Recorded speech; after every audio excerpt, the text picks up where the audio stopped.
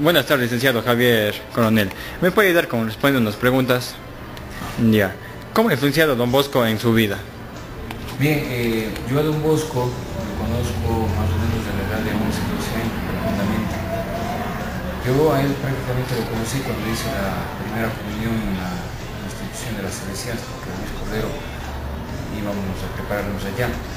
Entonces, en aquel tiempo me regalaron a mí un folletito en donde había unos dibujos animados, digamos así, de Don Bosco, y hablaban sobre su vida. Desde allí ya me empezó a interesar la vida de él. Y más que nada a la edad de 11 o 12 años, cuando yo entré aquí en el centro de catequesis Padre Aurelio Mapelli. Hasta cierto punto fue obligado, porque mis papás, a mi hermano y a mí nos dijeron que debíamos entrar allí. Entramos y después eso se convirtió en una verdadera satisfacción, un verdadero gusto poder compartir con otros jóvenes, con otras chicas, el ambiente salesiano. Luego de unos años, pues empecé a estudiar más profundamente la vida de Don Bosco y me interesó bastante las tres etapas, ¿no? Que fue Juanito Bosco, Juan Bosco y Don Bosco, que son tres etapas muy interesantes. Cada una de ellas ha marcado mi vida, ¿no? Y yo creo que cuando uno se pone a estudiar la vida de Don Bosco, empieza a querer compartir, a querer vivir las experiencias que Don Bosco vivió. Y qué mejor que con algunos jóvenes, porque ellos son la razón de nuestro carisma. Ya. ¿Qué sueño de Don Bosco fue el que más le impactó y por qué? Bueno, de los sueños de Don Bosco hay algunos, ¿no? No quiero redundar, ¿no?, en que siempre se habla del sueño de los 9 años, pero cuando uno se pone a analizar este sueño, es un sueño muy profundo en el sentido de que tiene muchos significados. Un sueño en el que en ningún momento Jesucristo se presenta como tal, es decir, él en ningún momento dice, ¿sabes qué? Yo soy Jesucristo.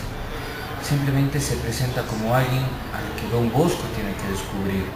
Igual en el momento en que le presenta a su madre, a la Virgen María en este caso, también se presenta como una mujer a la que Don Bosco debe conocer, descubrir. Y él debe ir descubriendo en el camino de su vida quiénes son estos dos personajes. Y sobre todo, él va descubriendo cuál es el sentido que tiene su vida en el servicio a los jóvenes. Y no es únicamente hacer de los jóvenes, y este sueño marca esto, ¿no?, que lo único que no se peleen, que no discutan, que no blasfemen en contra de Dios, sino el objetivo es mucho más profundo. Cambiar el corazón totalmente de estos jóvenes, que es lo que marca el sueño de los 9 años. Ya. ¿Cómo considera usted que debemos ser las personas para poder imitar a Don Bosco? Yo creo que para imitar a Don Bosco primeramente hay que conocerlo. A veces nosotros hablamos bien o mal de Don Bosco y no lo conocemos. Creo yo que para poder imitarlo primeramente debemos conocer profundamente quién fue él. Creo que leyendo pocas hojas no vamos a ver el trabajo gigantesco y la obra que él fundó en leer unas 4 páginas.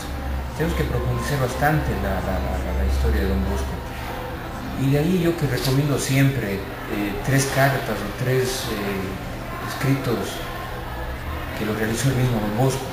El sistema preventivo, ¿sí?, en donde nosotros encontramos los 3 pilares de su educación, de su pedagogía, que es el amor, la amorevolezza en italiano, la religión y la razón, que son 3 pilares pero que tienen una profundidad muy significativa y muy importante para nosotros, sobre todo aquellos que trabajamos en obras salesianas. Otro de los escritos muy importantes es la Carta de Roma, un escrito donde Don Bosco también nos hace una reflexión muy profunda. ¿Cómo son los salesianos cuando Don Bosco está en medio de ellos? Y cómo son los jóvenes cuando Don Bosco ya no está en el oratorio. Entonces son circunstancias que debemos nosotros aprender a valorar de la vida de Don Bosco. Y otro de los escritos profundos de Don Bosco es la Carta de los Castigos, en donde también Don Bosco nos dice, miren cómo debemos proceder a corregir los errores que tienen nuestros jóvenes. Y de ahí hay otros libros, las mismas memorias de Don Bosco escritas por el mismo Juan, en donde él nos narra toda su vida hasta los años 50 sí, hasta la década de los 50, en donde es muy profundo su vida. Sí. Ya. ¿Y cómo describiera usted la vida de Don Bosco? La vida de Don Bosco la describiría en dos palabras: amor y alegría. Hay una más, me gustaría comentarle: santidad. Don Bosco descubrió en estas tres cositas mucho, ¿no?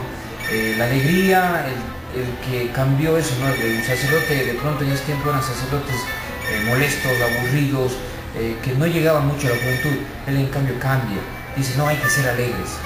Lo otro, el amor, que los jóvenes siempre se sientan amados, queridos por alguien. Y la santidad, porque ese era el objetivo de Don Bosco, que sus jóvenes lleguen al cielo, lleguen a conocer a Dios, lleguen a un servicio profundo de la gente, se den a la gente, que era lo más importante. Ya. ¿Cómo está, profesor? Muy buenos días.